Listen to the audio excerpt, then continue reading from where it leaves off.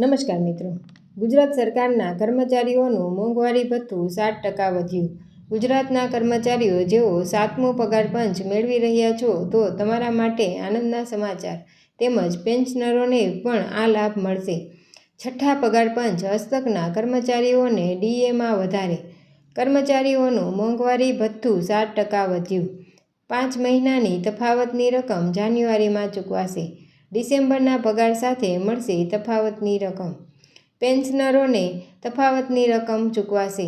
નાણાં વિભાગે બહાર પાડ્યું સત્તાવાર પરિપત્ર। રાજ્યના સેવાના અને પંચાયત સેવા શિક્ષકો તેમજ સહાયકો રાજ્ય સરકારના હસ્તકના પ્રોવિડન્ટ ફંડ ખાતાના કર્મચારીઓ મૂળ સરકારના છઠ્ઠા પગાર પંચ હસ્તકના દરેક કર્મચારીઓને મોંઘવારી ભથ્થામાં વધારો કરવામાં આવ્યો છે। છઠ્ઠા પગાર પંચ હસ્તકના સરકારી કર્મચારીઓનું મોંઘવારી ભથ્થું 7% વધ્યું છે। 5 માસની તફાવતની રકમ ડિસેમ્બરના પગાર સાથે જાન્યુઆરી માસમાં ચૂકવાશે તેમજ પેન્શનરોને તફાવતની રકમ ચૂકવાશે।